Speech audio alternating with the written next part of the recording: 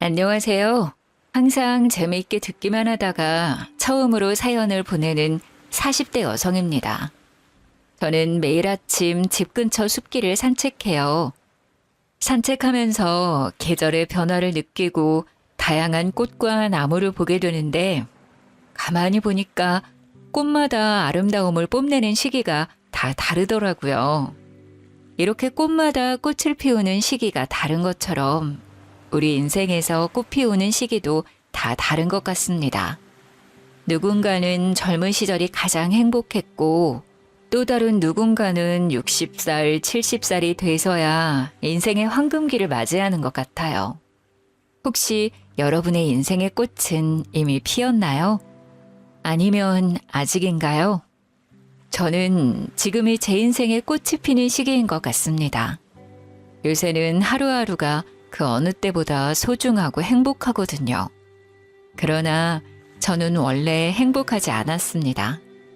오늘은 제 행복의 꽃을 피우기 전까지 겪었던 일들을 여러분께 이야기해 볼까 해요.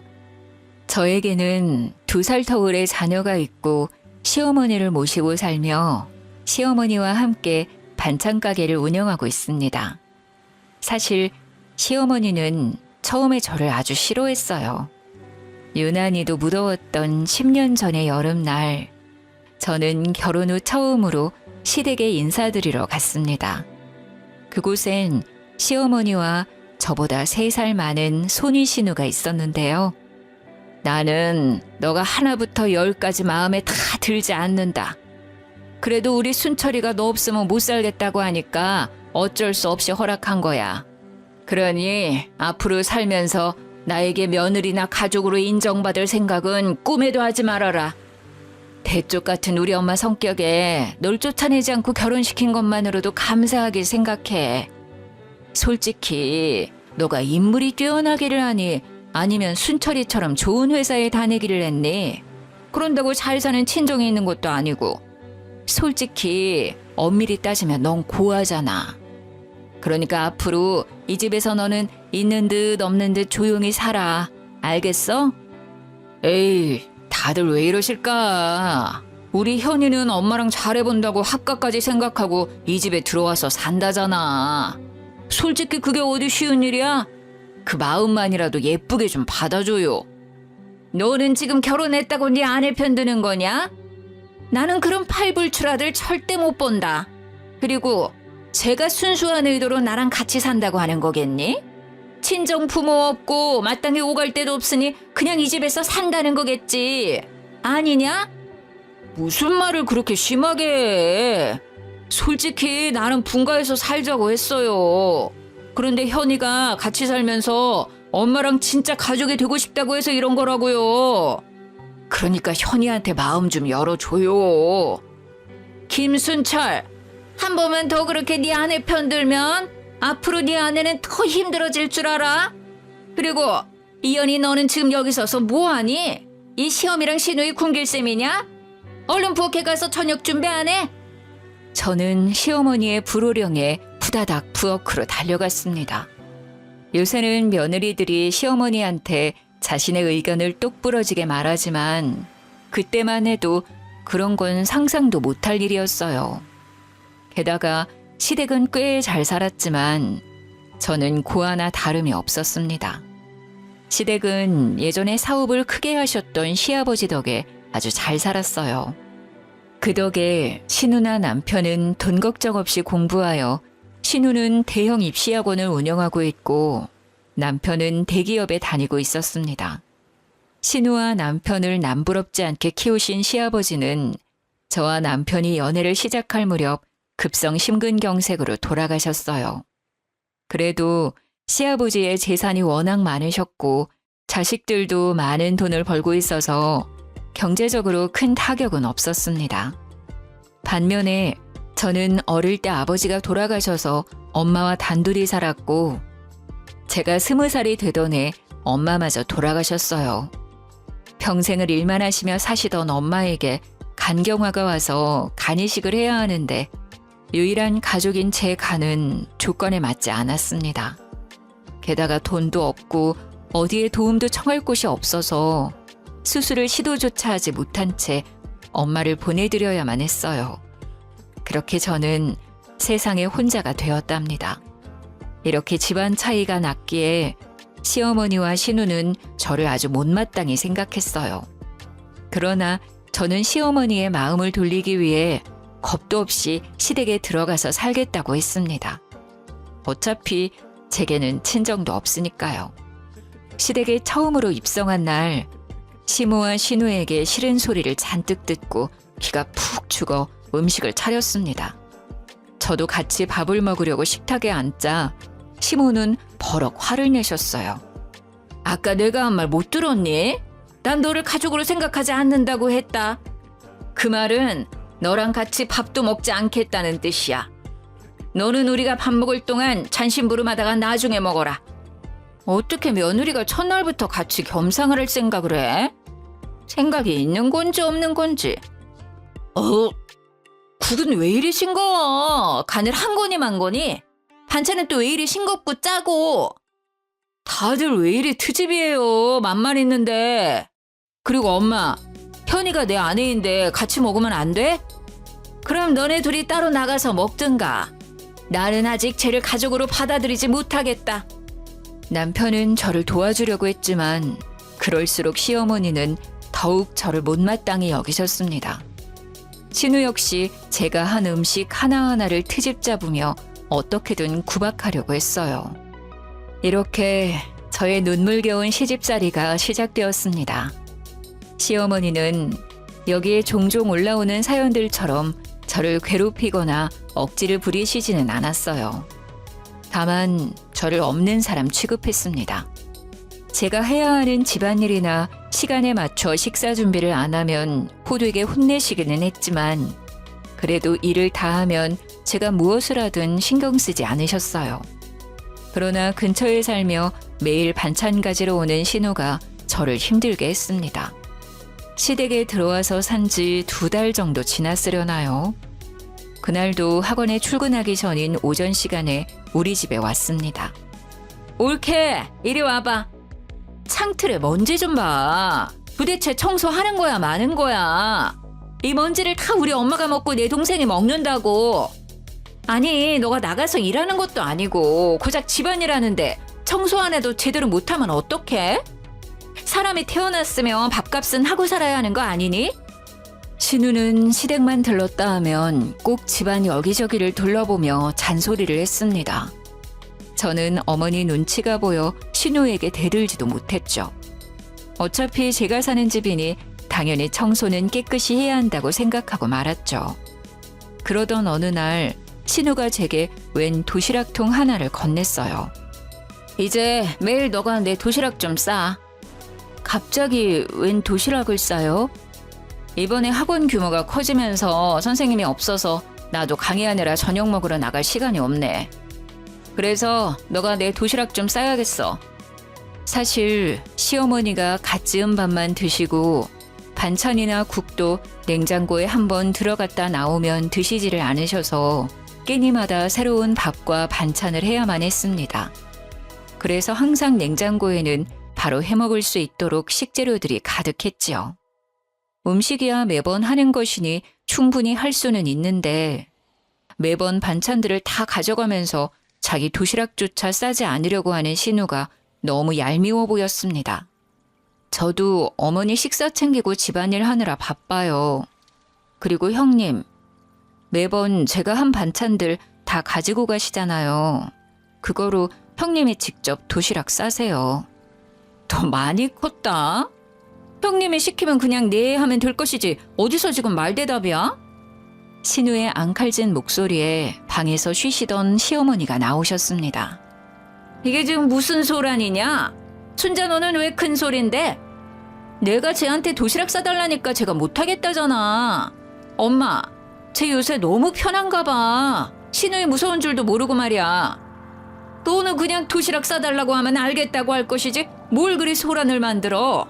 오늘부터 무조건 너가 순자 도시락 싸도록 해라.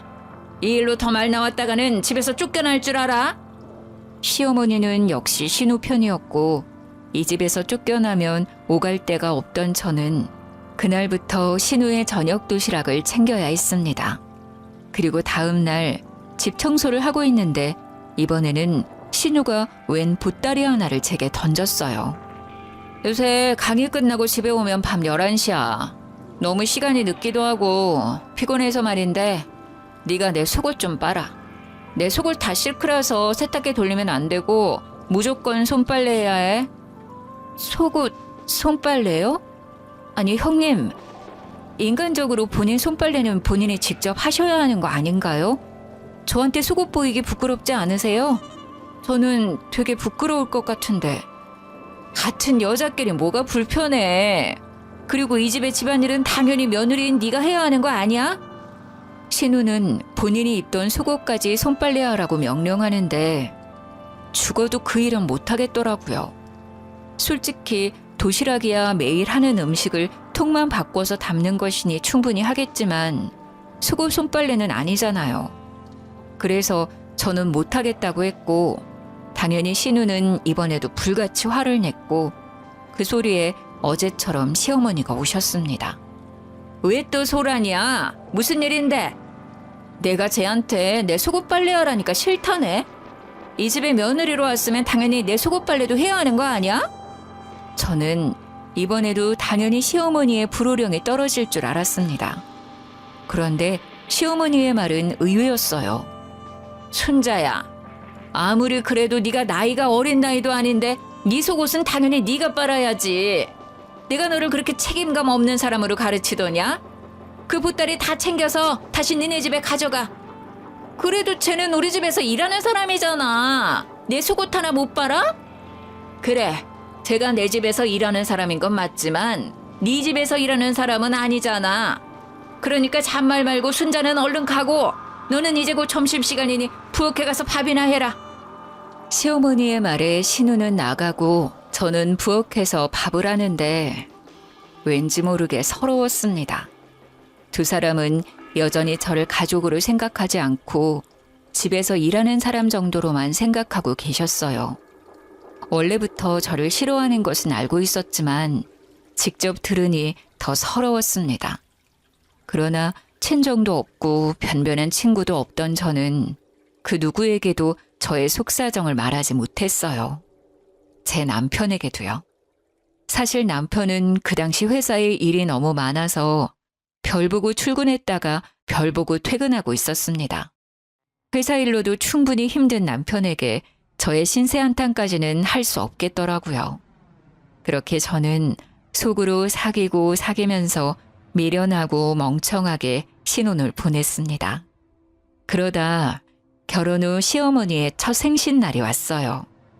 시어머니는 인정해 주시지 않았지만 그래도 며느리인데 잘 차려야겠다는 생각에 새벽부터 일어나 시어머니가 평소에 잘 드시던 음식들을 한상 차렸습니다. 그런데 원래 시어머니 생신이라고 학원도 하루 쉬고 온다던 신우는 코빼기도 비치지 않고 제 전화도 받지 않더라고요.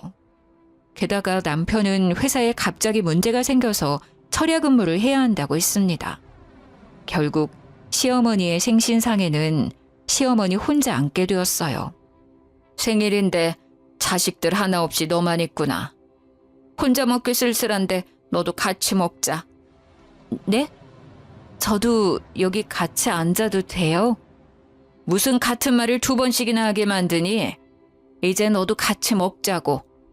저는 시어머니의 말에 뛸 듯이 기뻤습니다. 사실 그 당시 저는 시어머니가 호환 마마보다 무서웠지만 그래도 가족으로 인정받고 싶었어요. 그런 시어머니가 처음으로 같이 밥을 먹자고 하시니 드디어 제 노력이 인정받은 것 같은 생각이 들었습니다. 그날은 시어머니는 쓸쓸했을지 모르겠지만 저는 참으로 기쁜 날이었네요. 그 뒤로는 시어머니가 조금씩 말을 걸어주시기 시작했고 저는 마음이 편해져서인지 임신을 하게 되었어요. 임신하니 시어머니가 집안일을 많이 시키진 않았습니다. 하지만 식사 준비는 계속해야만 했는데요. 입덧을 시작하면서 입맛이 이상하게 변하고 밥 냄새조차도 맡지 못하겠더라고요. 제대로 먹지를 못하니 기운이 없었고 그러던 어느 날은 남편 출근한 뒤로 아예 일어나지를 못했습니다. 세상에, 아직도 누워있으면 어떡해? 밥 준비 안 해? 지금 입덧이 너무 심해서 어지러워서 도무지 못 일어나겠어요. 오늘 하루만 대충 짜장면 같은 거 시켜 드시면 안 될까요? 짜장면 같은 소리 안 해. 나는 말이다. 순자랑 순철이 임신했을 때 그렇게 입덧을 했어도 시어른들 식사 한 번도 빼놓은 적이 없었어. 그깟 임신 한 번 했다고 유세 떠는 거야? 어른을 모시고 사는 거면 네 아픈 것쯤은 참고 숨길 줄도 알아야지. 애가 어쩜 저렇게 생각이 없어, 생각이. 얼른 일어나서 밥 안 해? 언제까지 누워만 있을 거야? 결국 저는 시어머니의 불호령에 입덧으로 헛구역질을 하면서 반찬과 국을 끓여 점심상을 차려야만 했습니다.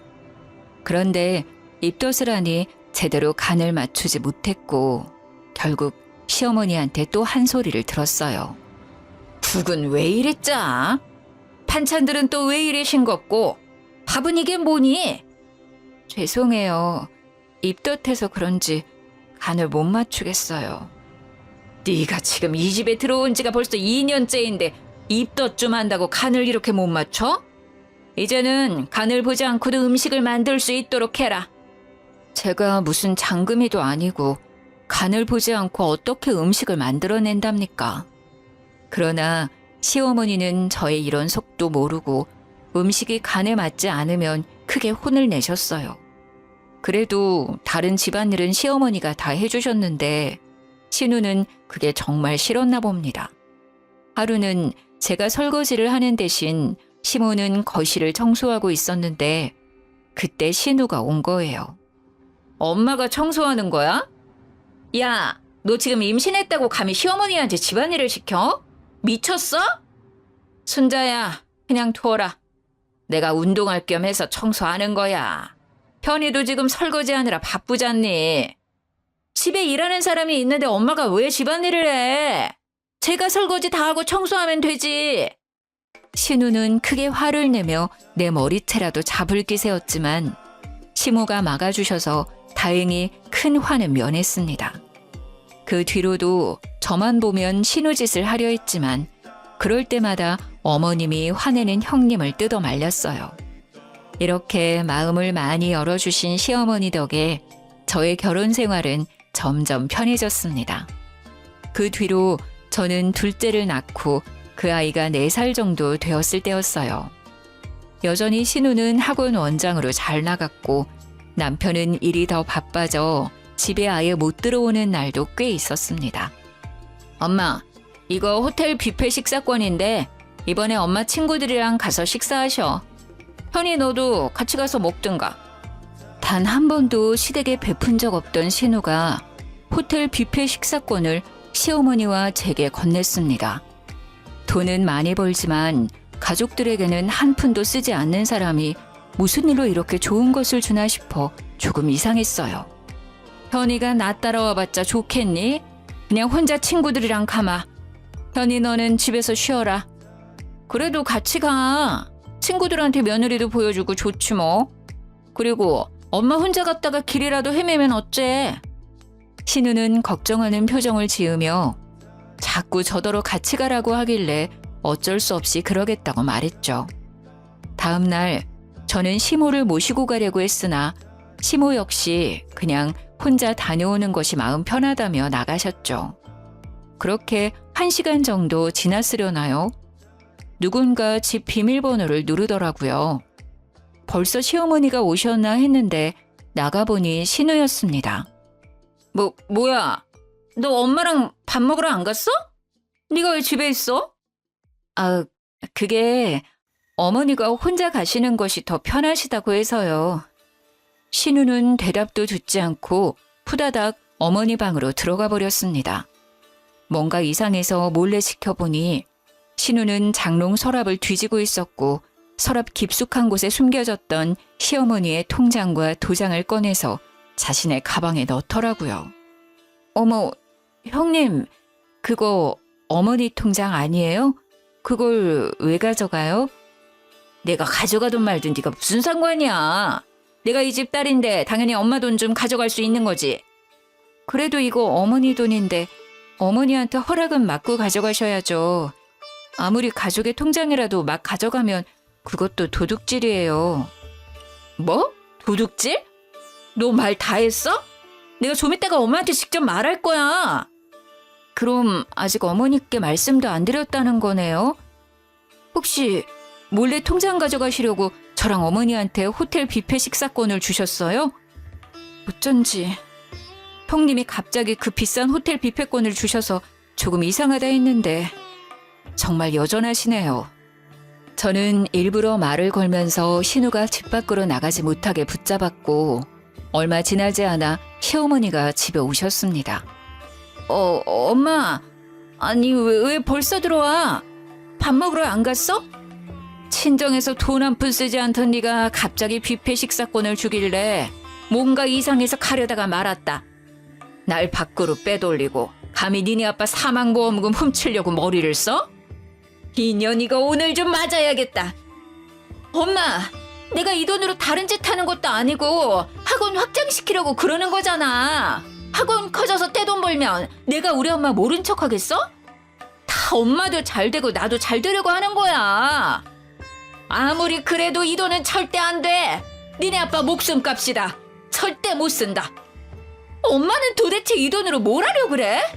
죽을 때 돈 싸들고 가려고? 참나, 딸 사업 확장하는 게 왜 함부로 쓰는 거야? 자식들 잘 되는 건데 그럼 엄마도 결국엔 좋은 거 아니야? 시모는 참지 못하고 신우 머리채를 잡아 뜯었습니다. 알고 보니 얼마 전부터 학원을 확장시킬 계획으로 신우가 돈을 빌려달라고 했었대요. 그러나 시모는 괜히 사람이 더 욕심부리다가 망할 수 있으니 지금 있는 학원이나 잘 관리하라며 돈을 주시지 않았어요. 사실 신우 학원 근처에 크고 작은 학원들이 생기면서 학생들이 점점 줄고 있었거든요. 하지만 신우는 자신의 욕심을 버리지 못해서 돌아가신 시부의 사망보험금을 몰래 훔치려 했던 거였죠. 다행히 미리 눈치챈 어머님이 식사하러 가시는 척하며 신우를 완벽히 속여서 그 돈은 무사히 지킬 수 있었어요. 결국 신우는 시어머니에게 욕을 바가지로 먹은 뒤 집으로 돌아갔습니다. 한바탕 소동이 벌어진 뒤 저는 내심 시어머니가 저를 칭찬해 주실 것으로 기대했어요. 신우가 돈을 들고 나가지 못하도록 붙잡아서 돈을 지킬 수 있던 거잖아요. 하지만 시모는 여전히 냉랭했습니다. 오늘따라 참 말이 많구나. 조금 있으면 저녁 시간이니까 얼른 가서 밥이나 차려. 제가 몇 억 되는 돈을 지켜줬는데 시어머니는 고맙다는 말은커녕 얼른 가서 밥이나 차리라고 명령하셨어요. 원래부터 시모는 듣기 좋은 말을 하는 편은 아니지만 이상하게 그날은 참 서운했습니다. 그날따라 정말 밥이 하기 싫었고 다 때려치우고 싶은 마음으로 저녁 식사를 준비하고 시어머니를 불렀어요. 시어머니는 국을 먼저 한술 뜨시더니 인상을 팍 찌푸리셨습니다. 이어서 반찬들도 하나하나 맛보시더니 음식을 뱉어내시기까지 하셨어요.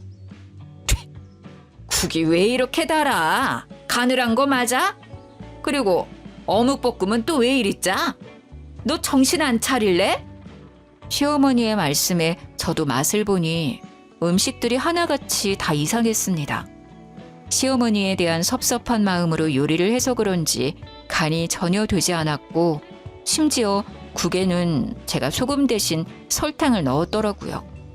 저는 평소 같았으면 죄송하다고 하며 다시 음식을 했겠지만 그날만큼은 시어머니한테 대들고 싶었습니다. 어머니, 솔직히 저 너무 속상해요.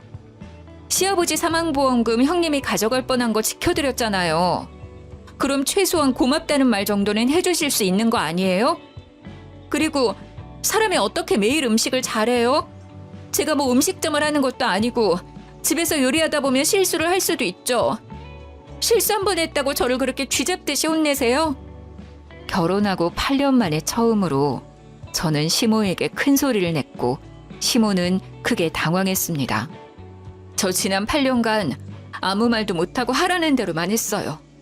어머니 식사도 입덧하는 중에도 출산하고 나서도 항상 차려드렸는데 오늘만큼은 너무 억울하고 속상해서 참을 수가 없네요.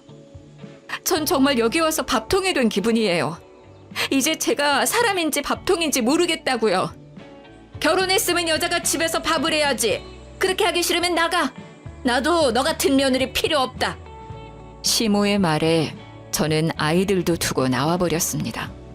그런데 마땅히 갈 곳이 없더라고요. 친정이 있었다면 친정집에 가서 하소연이라도 하겠지만 부모님은 두 분 다 돌아가셨고 연락하고 있는 지인들도 없었거든요. 그냥 아무 생각 없이 길거리를 헤매다가 정신 차려보니 남편 회사 앞이었고 그곳에서 남편이 퇴근하기만을 기다렸어요. 야근을 끝낸 남편은 밤 11시가 되어서야 모습을 드러냈습니다. 이 시간에 왜 여기 있어? 표정은 또 왜 그래? 울었어? 여보, 나 너무 속상해. 나 그동안 정말 참고만 살았는데 오늘은 정말 못 참겠어. 남편의 얼굴을 보니 서러움이 복받쳐오고 눈물이 막 쏟아졌습니다. 저는 남편에게 오늘 있었던 일이며 그동안 시어머니께 느꼈던 서운한 감정까지 다 이야기했어요. 나는 당신이 그동안 아무 말 없이 있길래 괜찮은 줄로만 알았어. 이렇게까지 힘들었으면 말하지 그랬어. 매일 새벽에 나가서 밤늦게 들어오는 당신한테 내가 어떻게 말해. 얼굴 볼 시간도 없는데. 남편은 오는 저의 손을 잡고 집으로 향했습니다. 집에 가니 시어머니가 거실에서 팔짱을 끼고 앉아 계셨어요. 못난 것들. 나는 네가 이 집이라도 나가는 줄 알았는데 간 곳이 고작 남편 회사냐? 밖에서 일하는 사람 신경 쓰이게 그게 뭐 하는 짓이냐? 엄마도 그만하세요. 자그마치 8년이에요. 이제 현이를 가족으로 며느리로 받아들일 때도 됐잖아요. 지금이 여미 앞에서 네 아내 편드는 거야?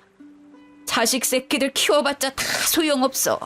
하나는 지일하게 바빠서 엄마 돈이나 떼어먹을 생각이나 하고 다른 하나는 아내 힘든 것만 알고 지엠이 힘든 것은 하나도 모르고. 솔직히 엄마가 그동안 현이를 괴롭혔잖아요. 평일에도 주말에도 실수 없이 부엌일 시키고 말 한마디라도 좀 좋게 해주면 안 돼? 오늘도 그래. 누나가 아버지 사망보험금 가지고 가려는 거 현이가 막았다면서요. 그러면 말이라도 고맙다고 이야기해 줄 수 있는 거 아니야? 그런데 바로 밥이나 하라 그러고 음식 간이 안 됐다고 구박이나 하고. 그러니 이 사람이 얼마나 속상하고 화가 났겠어. 그래, 네 말대로 현이 제가 오늘 너네 아버지 사망보험금은 잘 지켜냈다. 그래도 자신이 할 일은 제대로 해야 하는 거 아니니? 자기 할 일을 제대로 못했으면 혼나야지. 네가 오늘 제가 차린 저녁상을 못 봐서 그러나 본데 아주 가관이었다.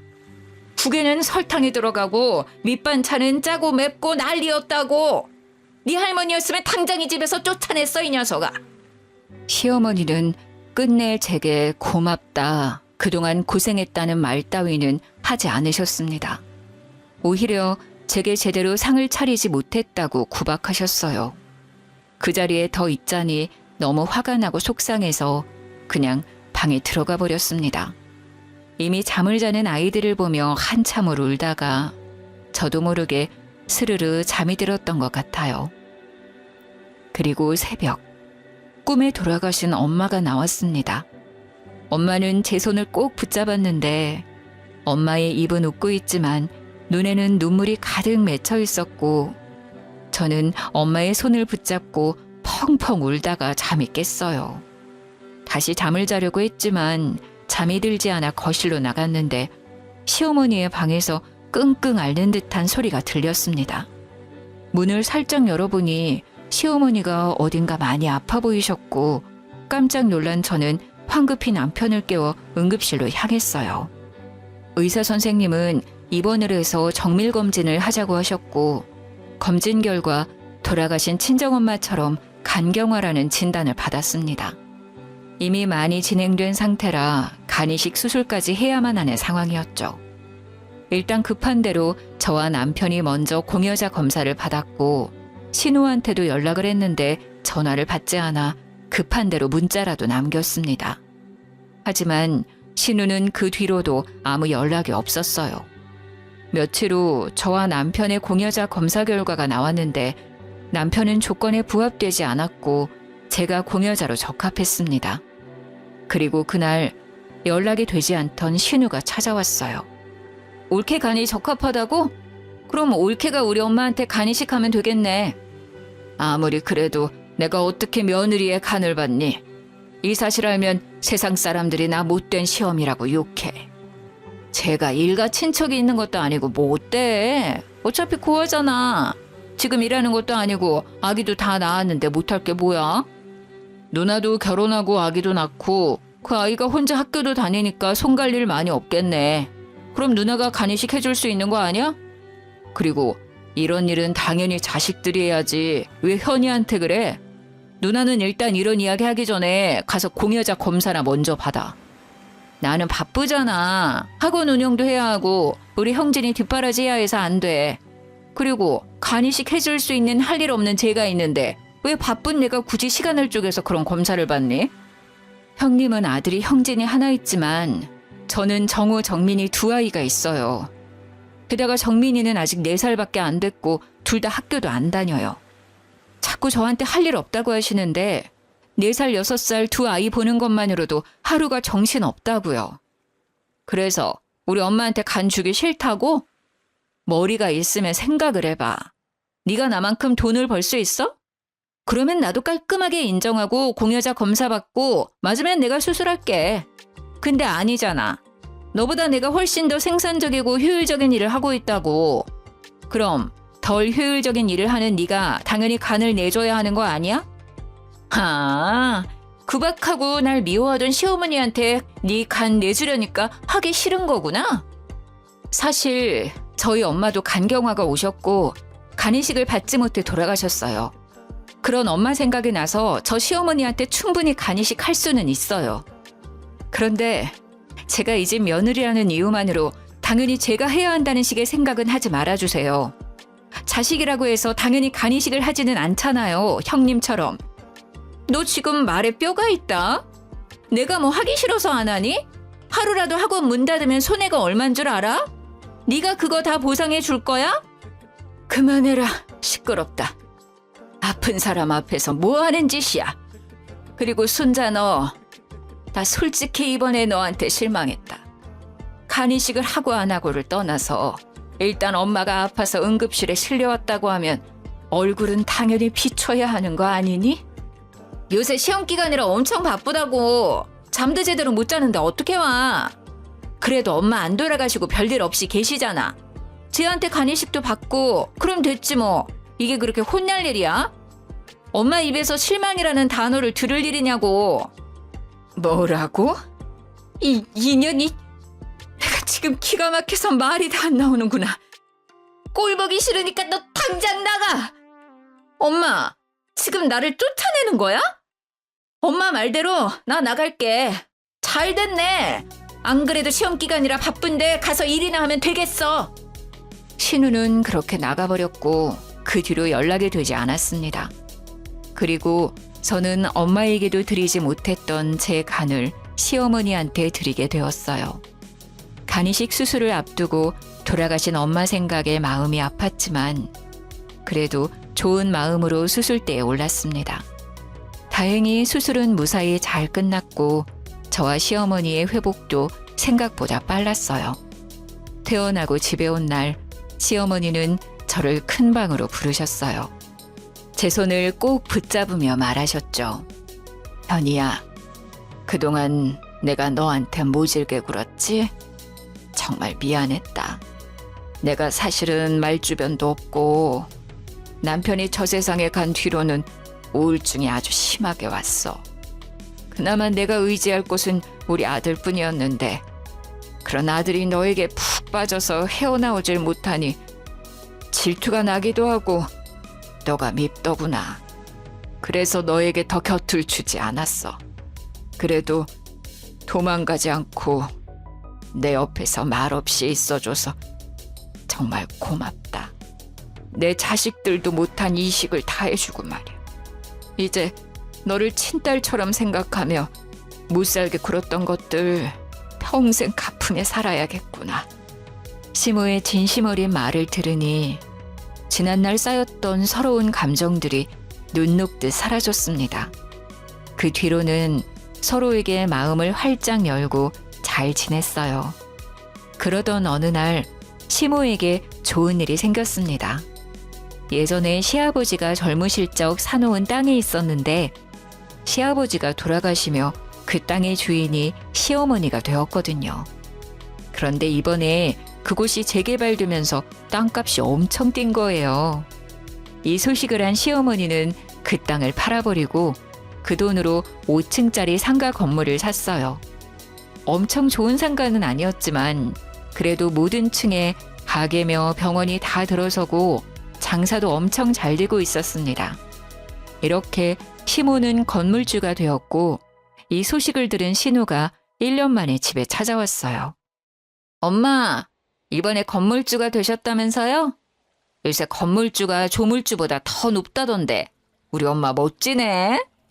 보니까 거기 그래도 꽤 장사 잘 돼서 월세만 받아도 먹고 살겠던데요?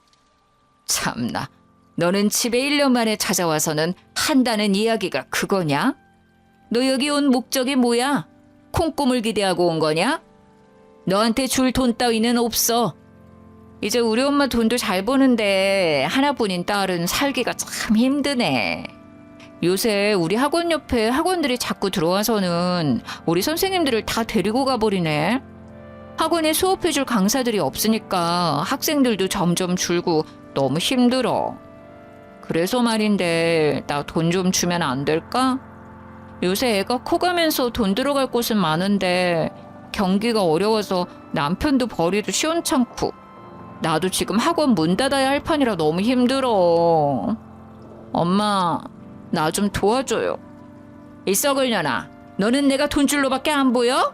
네가 필요할 때만 와? 너 엄마 아플 동안 뭐하고 있었어?